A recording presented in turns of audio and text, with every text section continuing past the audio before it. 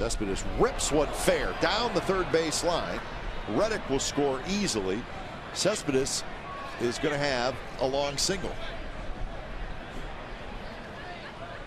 Now they're saying that fan interference down the third base line, but Cespedes just kind of jogged down the first base line. Yes, he did. He slipped a little bit out of the box. Big swing, so it's good to see. As he did slip, it actually fell down, so that's why now Jim Leyland is going to argue, probably saying that, wait a minute, he was going to be happy with a single and you're giving him a double on fan interference. And fan reaching over, that's a Tigers fan reaching over, assume it, in the colors of the Tigers, and probably just arguing that how can you give him a double when he was stopping at first? But that's a fan interference.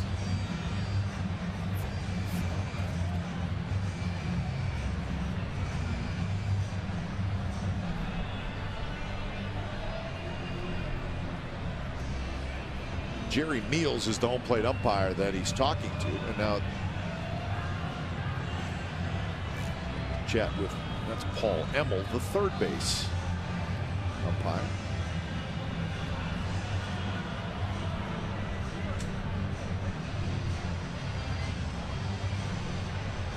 So they are going to all get together, the umpire.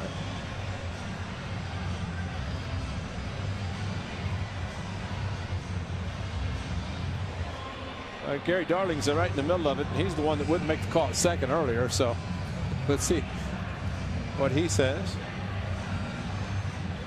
They're gonna send him back. Yeah. And now Bob Melvin's going to come out. He's not going to be happy.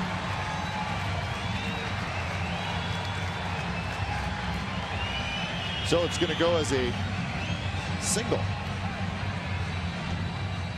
And they're going to base it on the fact that he fell out of the batter's box, fell down, and made it just to first base and did not make an attempt to go to second. So the umpire can make a judgment call on where he thinks the runner should be.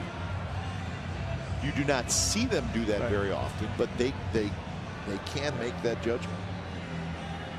And the question would be, why was Cespedes at first? Well, we showed him falling down in the batter's box, and at that point conceded any possibility of going to second. It just so happened the fan interfered down in left field, and what Bob Melvin has to be saying, it's automatic. If there's fan interference, it's a double, automatic ground rule double, and it's a runner in scoring position for him versus Cespedes at first with 2 outs.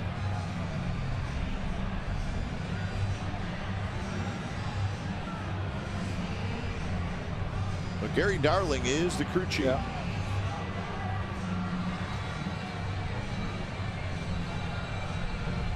Well, once Jim Leyland went out and the 4 umpires got together and made a decision, and Jim Leyland knew, as well as the umpires knew, there was going to be an argument for Bob Melvin, and rightfully